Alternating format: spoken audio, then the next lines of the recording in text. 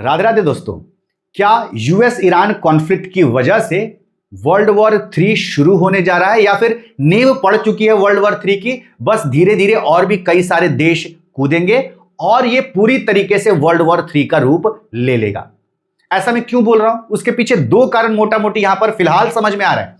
पहले कारण की बात करें तो जिस तरीके से यूएस के प्रेसिडेंट डोनाल्ड ट्रंप जापान की प्राइम मिनिस्टर ताकाइची के सामने इस पर्ल हार्बर की बात कही, भले ही मजाकिया अंदाज में कहा, लेकिन जिस तरीके से यह टॉपिक उठाया, कई सारे विशेषज्ञों का यह मानना है कि कहीं ना कहीं ट्रंप ने यहां पर एक हिंट दे दिया है कि भाई साहब वर्ल्ड वॉर शुरू हो चुका है या फिर शुरू होगा।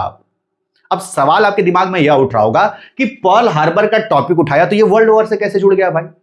इसी के बारे में हम लोग इस वीडियो में बिल्कुल विस्तार से चर्चा करेंगे। फिलहाल मोटा मोटी बता देता हूं कि ये जो पर्ल हार्बर है ना, ये वर्ल्ड वॉर 2 से जुड़ा हुआ है और इसमें ये दोनों पार्टी इन्वॉल्व है, यानी कि जापान और यूएस दोनों इन्वॉल्व है। तो एक तो ये कारण समझ में आ रहा है। दूसरे कारण की बात करें तो जो वेस्टर्न कंट्रीज अब तक यूएस का साथ नहीं दे रहे थे इस यूएस ईरान कॉन्फ्लिक्ट में, अब वो सारे वेस्टर्न कंट्रीज मैक्सिमम धीरे धीरे ये अब यूएस के साथ आ रहे हैं और यह बोल रहे हैं कि भाई ये जो एनर्जी क्राइसिस चल रही है ये तो बहुत बुरा हाल कर देगी, तो अब हम आपका साथ देंगे इस क्राइसिस को खत्म करने के लिए। और ये क्राइसिस कैसे खत्म होगा? जब तक ईरान उस स्ट्रेट ऑफ हॉर्मुज से पीछे नहीं हटेगा। तो ईरान को क्या पीछे हटाने के लिए स्ट्रेट ऑफ हॉर्मुज से ये सारे देश अब मिलकर क्या ईरान पे हमला करेंगे, और जब ये सारे देश मिलकर ईरान पर हमला करेंगे तो हो सकता है कि ईरान की तरफ से भी लामबंदी हो जाए, ईरान की तरफ से भी कुछ पावरफुल देश आ जाए और फिर ये एक वर्ल्ड वॉर की शुरुआत हो सकती है। वर्ल्ड वॉर 3 में ये कॉन्फ्लिक्ट कन्वर्ट हो सकता है। तो ये दो कारण समझ में आ रहे हैं जिसकी वजह से लोग यह बोल रहे हैं कि क्या ये वर्ल्ड वॉर 3 शुरू हो चुका है। अब चलिए इन दोनों चीजों के बारे में, इन दोनों कारणों के बारे में बिल्कुल विस्तार से चर्चा करते हैं। आगे बढ़ने से पहले भाई साहब, चैनल नया है, रिक्वेस्ट यह है कि भाई परिवार को आगे बढ़ाइए आप लोग। हाँ, मतलब इस चैनल के परिवार को कैसे आगे बढ़ा सकते हैं? लाइक करिए, वीडियोस को अच्छा लगे तो दोस्तों के साथ शेयर करिए, उन दोस्तों के साथ जो कि ऐसे वीडियो देखना पसंद करते हैं, और चैनल को सब्सक्राइब करिए, बेल आइकन वाला बटन जरूर दबा लीजिएगा ताकि नए वीडियोस के नोटिफिकेशन आप तक पहुंचते रहें। आते हैं इस टॉपिक पे। सबसे पहले कारण की बात करते हैं। दरअसल आप सबको पता है कि यूएस ईरान कॉन्फ्लिक्ट की वजह से जो एनर्जी क्राइसिस है वो पूरी दुनिया में बढ़ चली है। जापान में भी भाई साहब बहुत भयानक एनर्जी क्राइसिस आ गई है। यहां पर तो कुछ ज्यादा ही शुरू हो चुका। क्यों? क्योंकि जापान जो कुल क्रूड ऑयल इंपोर्ट करता है 90% से ज्यादा इन्हीं गल्फ कंट्री से इंपोर्ट करता है, और वहां पर ईरान ने भाई साहब स्ट्रेट ऑफ हॉर्मुज में क्या लगा दिया है? ब्लॉकेज लगा दिया है कि हम किसी शिप को आने जाने नहीं देंगे, खासकर जो यूएस के साथी वगैरह हैं। तो जापान तो बुरी तरीके से परेशान हो चुका है कि भाई हमारी कैसे आपूर्ति होगी क्रूड ऑयल की, कुछ तो सॉल्व करो, तुम तो युद्ध कर लिए और हम भुगत रहे हैं उसका। तो इसी एनर्जी क्राइसिस के मामले को सॉल्व करने के लिए जो जापान की प्राइम मिनिस्टर है वो पहुंच गई भाई साहब United states of America Trump से मिलने के लिए। तो इन दोनों के बीच में क्या हो गया? बायलैटरल मीटिंग हो गई। अब ये जो बायलैटरल मीटिंग हुई, मीटिंग खत्म हुई, उसके बाद ट्रंप भाई साहब ने खुद ही चूज किया एक पत्रकार को कि ठीक है अब क्वेश्चन आवर शुरू किया जाए, तो आप हमसे एक क्वेश्चन पूछ लीजिए। उस जापानीज पत्रकार ने इनसे क्वेश्चन पूछा। क्या पूछा? क्वेश्चन यह पूछा कि आप ये जो हमला किए ईरान पर, आपने पहले हमला किया, इस हमला करने से पहले आपने हमें बताया क्यों नहीं? मतलब आपके जो भरोसेमंद अलायंस है नाटो के, यूरोपियन देशों में या फिर एशिया में हम आपके भरोसेमंद अलायंस है, हमें बताना चाहिए था इस हमला करने के पहले। अब आपके दिमाग में चल रहा होगा जापान को बताकर अमेरिका क्या ही कर लेता भाई, कौन सा ये यूएस का बहुत बड़ा साथ दे देते, ये कौन सा बहुत पावरफुल कंट्रीज है। पावरफुल वाली बात यहां पर बिल्कुल नहीं है, साथ दे ना दे उसकी बात बिल्कुल नहीं है, लेकिन जिस एनर्जी क्राइसिस से ये जूझ रहा है अभी, वो शायद न जूझते। ये पहले से ही अगर ये जानकारी दे देते अपने अलायंस को, तो ये लोग पहले से ही अपने पास प्रचुर मात्रा में क्रूड ऑयल हो गए, एलएनजी हो गया, एलपीजी वगैरह हो गए, ये अपने पास इकट्ठा रखते। समझ रहे हैं?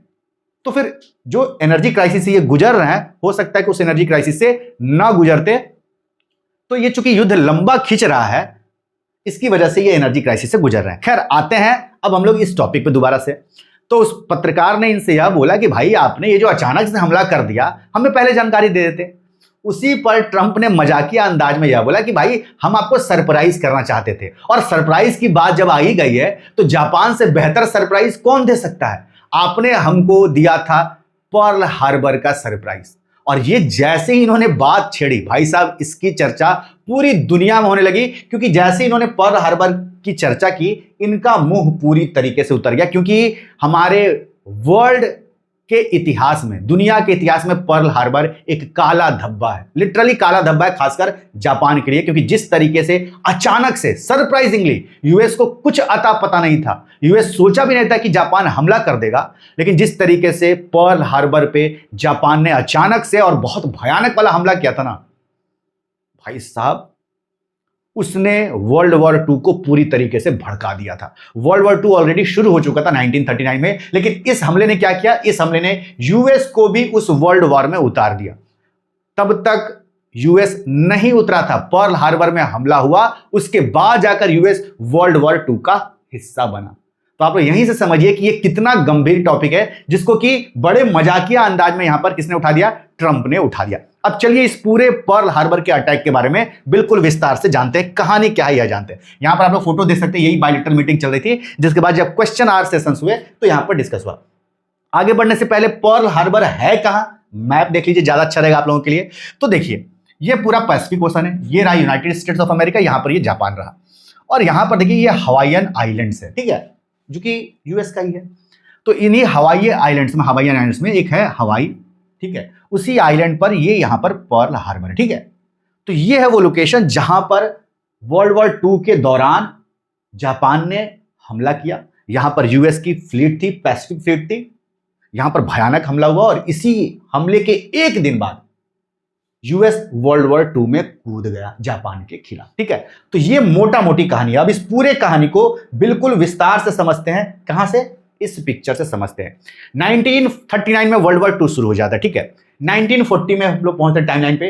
अब तक 1940 की बात करें तो अब तक यूएस वर्ल्ड वॉर 2 में नहीं कूदा था, लेकिन यूएस अपनी तरफ से क्या कर रहा था, जापान जो कि उस समय बड़ा पावरफुल था भाई साहब, और जिस तरीके से जापान आज शांत है तब शांत नहीं हुआ करता था। जापान की जो रियासत थी, जो राजा थे भाई साहब, वो लोग बड़े क्रूर आप लोग बोल सकते हैं, और उनका जो कोहराम मचा रखा था उस दौरान, मतलब बहुत विहत्स चाइना के अंदर कोहराम मचा रखा था, मतलब एशियन रीजन में तो भयानक भाई साहब, पूरा कब्जा करने का मूड में थे।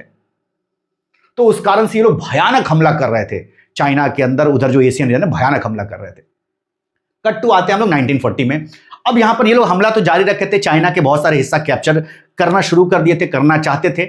इस कारण से क्या हुआ, जो यूएस था ना, वो यूएस चाइना की तरफ से था। यूएस ये बोल रहा था कि भाई ये जो तुम कब्जा करना चाह रहे हो ये चीज गलत कर रहे हो, तुम्हें हम ऐसा करने नहीं देंगे। और इस कारण से यूएस ने क्या किया था, यूएस ने या फिर कई अन्य सारे कंट्री जैसे कि ब्रिटेन वगैरह हो गए, ये लोग जापान पे सैंक्शन लगा रखे थे, एम्बार्गो लगा रखे थे, जैसे कि ऑयल के सैंक्शन हो गए, कई सारे रॉ मटेरियल जो कि जापान के लिए जरूरी थे इस युद्ध में, जिसमें आयरन ओर हो गया, एल्यूमिनियम हो गया, रबड़ हो गया, कई सारी चीजें, उन सबको जापान की जरूरत थी। और बिना रॉ मटेरियल के आप कैसे युद्ध लड़ोगे, जब आप सामान ही नहीं बना पाओगे युद्ध का तो आप कैसे लड़ोगे।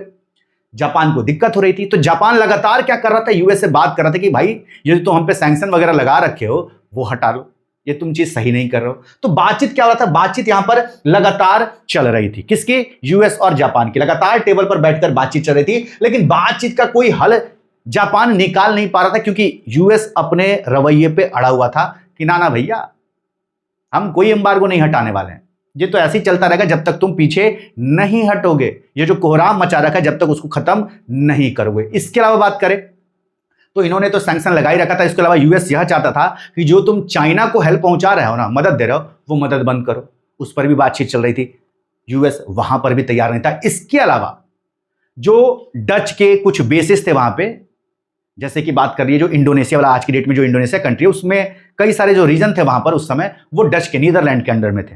तो यह भी चाह रहा था जापान कि उस एरिया से तुम हमको रॉ मटेरियल उठाने दो, कई सारे रिसोर्सेज वहां से लेना चाहता था। यूएस बोल रहा था कि हम नहीं उठाने देंगे भाई साहब।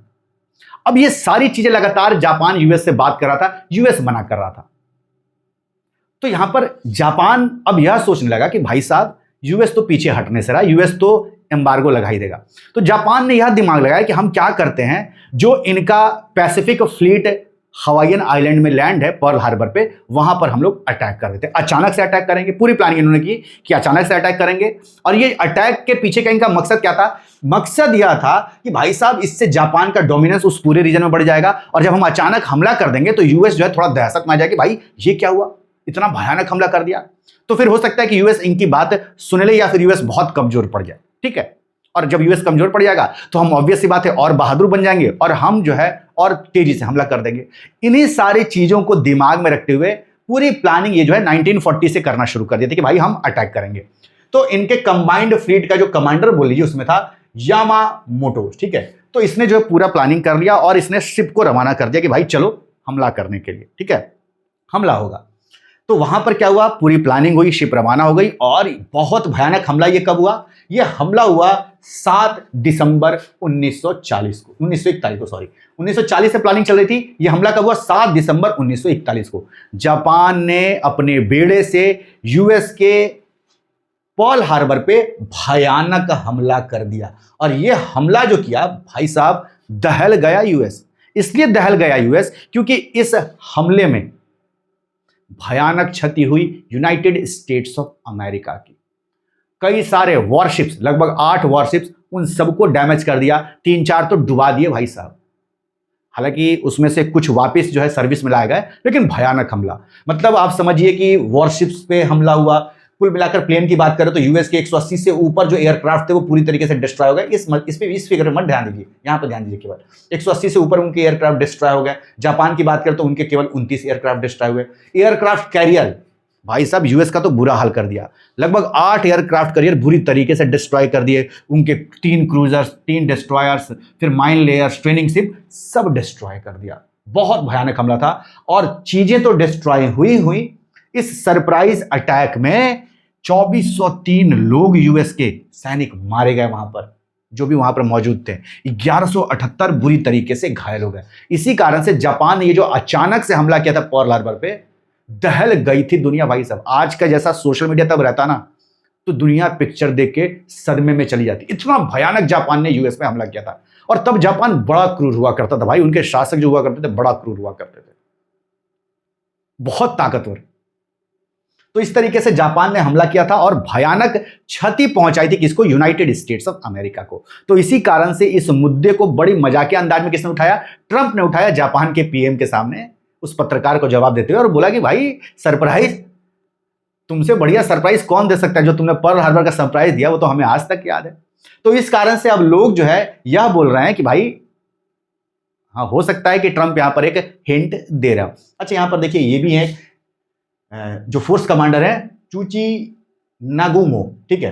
तो ये जो है चूची नागुमो, तो ये जो है भाई साहब, ये जो हमला किया था फ्लीट, उनके पैसिफिक फ्लीट पे पर्ल हार्बर में, उस फ्लीट के ये कमांडो थे, ठीक है। ये चीज भी दिमाग में रखिएगा, हालांकि दिमाग में रखने वाली ये बात है नहीं, लेकिन ये सारे आंकड़े फैक्ट है, ये चीज आप लोग यहाँ से देख सकते हैं। तो यहाँ पर मेन हमला करने के पीछे का क्या मकसद था, मकसद यही था कि जापान जो है वो सारे रिसोर्सेज जो है, जो यूएस मना कर रहा है, वो यूटिलाइज कर सके, क्योंकि यूएस फिर कमजोर पड़ जाएगा, कुछ नहीं बोलेगा। लेकिन ऐसा हुआ नहीं।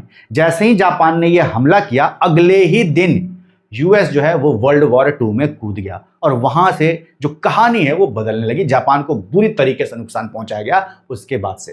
तो एक तो पिक्चर ये है, एक तो कारण ये है, जो कहानी है वो आपको समझ में आ गई। इसी कारण से जैसे ही यहां पर पर्ल हार्बर का मुद्दा उठाया ट्रंप ने, लोग यह बोल रहे हैं कि हो सकता है कि ट्रंप ने कहीं ना कहीं एक हिंट दिया हो। हालांकि मुझे नहीं लग रहा कि ये हिंट दिया है, ये बस एक मजाकिया अंदाज में, जिस तरीके से ट्रंप बातें करता है, जिस तरीके से बोलता है, कुछ भी बोल देता है, उसी कुछ भी बोलने का एक यहां पर कारण हमको समझ में आ रहा है कि ये कुछ भी बोल दिया। हालांकि ये बात ऐसे नहीं करनी चाहिए थी जापान के प्राइम मिनिस्टर के सामने, लेकिन ये ट्रंप है भाई साहब, ये कुछ भी कर देता है। आप देखिए कई सारे इसके वीडियोस वायरल होते हैं जहां पर ये कुछ भी करते हुए नजर आता है, जो कि यूएस के प्रेसिडेंट से हम एक्सपेक्ट नहीं करते हैं। तो मुझे नहीं लगता कि ये उस पर्सपेक्ट में कुछ है, मुझे नहीं लगता। बाकी आपको क्या लगता है कमेंट सेक्शन में लिखकर बताइए। अगले कारण की बात कर रहे हैं, ये कारण हो सकता है वर्ल्ड वॉर 3 को पूरी तरीके से भड़काने के लिए, मतलब वर्ल्ड वॉर 3 की शुरुआत के। क्या कारण है ये? दरअसल जो देश अब तक मना कर रहे थे कि भाई हम इस युद्ध में यूएस का साथ नहीं देंगे, जबकि ट्रंप ने भाई साहब स्पेशली बोला था, फ्रांस को बोला, सब देशों को बोला कि भाई तुम आओ हमारा साथ दो, इस हॉर्मुज को हम लोग फ्री करवाते हैं ईरान के चंगुल से, सबसे रिक्वेस्ट किया था। लेकिन इन सारे देश पीछे हट गए। अब उसके पीछे कारण ट्रंप ही हैं। जिस तरीके से ट्रंप व्यवहार किए हैं पूरी दुनिया के साथ पिछले 1-1.5 सालों में, जिस तरीके से सब पे टैरिफ लगाए, जिस तरीके से वर्ल्ड लीडर्स को ट्रीट कर रहे हैं, दुनिया के अलग अलग देशों के प्राइम मिनिस्टर, प्रेसिडेंट को जिस तरीके से ये ट्रीट कर रहे हैं, कोई भी इनसे खफा हो जाएगा, कोई बड़ी बात नहीं है, ठीक है। तो कहीं ना कहीं वो ये कारण था कि ये लोग मना कर रहे थे। लेकिन भाई कब तक मना करते? धीरे धीरे एनर्जी संकट बढ़ता जा रहा था और ये सारे देश, यूरोप के देश हो गए या फिर जापान हो गए, अब इनको लगा कि भाई साहब यूएस का तो अपना भंडार है बहुत ज्यादा, वो तो पूर्ति कर लेगा इधर उधर से, हम ही तो फंसे हुए यहां से। और यहां से अगर अब हमें एलएनजी की सप्लाई, यूरोपियन देश वो एलएनजी पे बहुत ज़्यादा डिपेंडेंट है, लिक्विफाइड नेचुरल गैस पे, क्योंकि वहां पर देखो ठंडे वाला मौसम रहता है, बर्फ जम जाती है, तो ऐसे में उनका जो घर पूरा होता है वो सेंट्रलाइज्ड हीटर जैसा होता है, और वो जो हीटिंग का काम करता है इसी एलएनजी के जरिए होता है। तो वो लोग बहुत बुरी तरीके से सब डिपेंडेंट है किस पे, लिक्विफाइड नेचुरल गैस पे, और यहां से प्रचुर मात्रा में एलएनजी जाता है। एक तो ईरान ने हरमुज पे वो लगा रखा है, क्या कहते हैं, अपनी ब्लॉकेज लगा रखी है। दूसरा, ईरान ने कतर के एलएनजी वाले रिफाइनरी पे हमला कर दिया। अब जैसे ही ईरान ने उस रिफाइनरी पे हमला किया एलएनजी वाले, वहां पर तो भाई साहब पूरी दुनिया में तहलका मच गया, क्योंकि वहां से कई सारे वेस्टर्न कंट्रीज को भी सप्लाई होती थी एलएनजी, और खबर है कि अगले 5 साल तक और वहां से सप्लाई नहीं हो पाएगी। कई मतलब उस पूरा तो पोर्शन नहीं डिस्ट्रॉय किया, लेकिन खबर है कि लगभग 20% पोर्शन बाधित हो गया है। तो धीरे धीरे मान लीजिए ईरान और अटैक करेगा और भी कई सारे रिफाइनरीज पे एलएनजी के ठिकानों पर हमला करेगा, तो फिर तो दिक्कत और ज्यादा बढ़ जाएगी ना, एनर्जी क्राइसिस और ज्यादा बढ़ जाएगी। तो इसी कारण से क्या हुआ कि अब इन देशों ने समझा कि भाई यूएस को भले ही हम लोग साथ ना दे इस युद्ध में, लेकिन अपने ही सर्वाइवल के लिए, अपनी रक्षा के लिए, अपने देश में हो रहे एनर्जी क्राइसिस के लिए अब तो हमें आना ही पड़ेगा। तो चाहते ना चाहते हुए भी ये देश क्या किए, ये देश जो है अब लास्टली क्या कर रहे हैं, यूएस का साथ दे रहे। तो इन सब ने एक ज्वाइंट स्टेटमेंट पूरा निकाल दिया भाई साहब। कौन कौन देश उसमें, यूके है, फ्रांस है, जर्मनी है, इटली है, नीदरलैंड है और जापान है। इन सारे देशों ने मिलकर क्या किया, अपना एक पूरा ज्वाइंट स्टेटमेंट निकाला और इसमें बोला कि भाई साहब अब हम जो है गल्फ ऑफ हॉर्मुज पे जो ईरान ने फन मार के बैठा है, हम अब उसको फ्री करवाएंगे। क्या बोला इन्होंने, we express our readiness to contribute to appropriate efforts to ensure safe passage through the strait. We welcome the commitment of nations who are engaging in preparatory planning. तो इस तरीके से इन्होंने एक हिंट दे दिया कि भाई ये लोग अब स्ट्रेट ऑफ हॉर्मुज को पूरी तरीके से फ्री करवाएंगे ईरान से, और उसके लिए जो अप्रोप्रिएट एफर्ट लोग लगा सकते हैं वो लगाएंगे। हालांकि इस पूरे ज्वाइंट स्टेटमेंट में क्लियरली इन्होंने यह मेंशन नहीं किया है कि ये लोग युद्ध छेड़ेंगे, तो बड़ा ही डिप्लोमेटिक तरीके से उन्होंने लिखा अप्रोप्रिएट एफर्ट्स। लेकिन उसके बाद यहां पर इस युद्ध में इस ज्वाइंट स्टेटमेंट में कनाडा भी साथ आ गया, भाई हम भी इस ज्वाइंट स्टेटमेंट के साथ ही, इसने भी साइन कर दिया। और जब कनाडा ने साइन किया तो कनाडा के जो डिफेंस मिनिस्टर है उन्होंने क्या बोला, उन्होंने यह बोला कि हम ये कंसीडर कर रहे हैं कि हम जो गल्फ कंट्रीज है ना उनको नाटो की मदद दे। मतलब यहां पर एक पर्सपेक्टिव यह समझ में आ रहा है कि ये देश खुद ना लड़ने जाए, लेकिन ये लोग क्या करेंगे, ये लोग मदद भेजेंगे गल्फ कंट्रीज को कि तुम ही लड़ो, ये लोग पीछे से बैक सपोर्ट देंगे। ये कनाडा का कहना है, अभी वो जो बाकी 6 देश हैं उनका ये नहीं कहना है, ये कनाडा का डिफेंस मिनिस्टर कहना है। लेकिन यहां पर क्या बात आ रही है, अभी युद्ध की बात आ रही है, तो आप बैक सपोर्ट दो या फिर सामने से लड़ो, बात कहीं ना कहीं वही पड़ जाती है। तो वही सवाल यह है कि जब ये लोग पूरा गुटबाजी करके ईरान के खिलाफ उतरेंगे तो क्या ईरान की मदद के लिए कोई देश आएगा, कोई देश मतलब कौन आ सकता है। देखिए मोस्ट प्रोबेबली शुरुआत में अगर बहुत कोई कोशिश करेगा तो चाइना आ सकता है, रसिया आ सकता है। तो अगर ये 2 देश आ गए तो भाई समझ लीजिए कि इनमें और भी सारे देश, नॉर्थ कोरिया वगैरह भी कूद जाएंगे, और फिर जो है ये एक भयानक विश्व युद्ध में तब्दील हो जाएगा। और अगर ये 2 देश नहीं आए तो फिर ईरान ही अपना अकेला लड़ाई लड़ेगा, लेकिन ईरान इतनी जल्दी हार नहीं मानेगा। तो ये 2 कारण है जिसकी वजह से लोग यह बोल रहे हैं कि विश्व युद्ध शुरू हो चुका है, नींव पड़ चुकी है, अब बहुत जल्द वो भयानक रूप लेगा। आपका क्या कहना है, क्या वाकई में विश्व युद्ध, तीसरा विश्व युद्ध शुरू हो चुका है या फिर शुरू होगा? अपनी राय कमेंट करिए, और दुनिया से जुड़े खबरों को, इंपॉर्टेंट खबरों को विस्तार से जानने के लिए, जियोपॉलिटिक्स को विस्तार से समझने के लिए, भारत से जुड़े इंपॉर्टेंट खबरों को विस्तार से जानने के लिए हमारे जो नया चैनल है शेखर राजपूत अनफिल्टर्ड, इसको जरूर सब्सक्राइब कर दीजिए।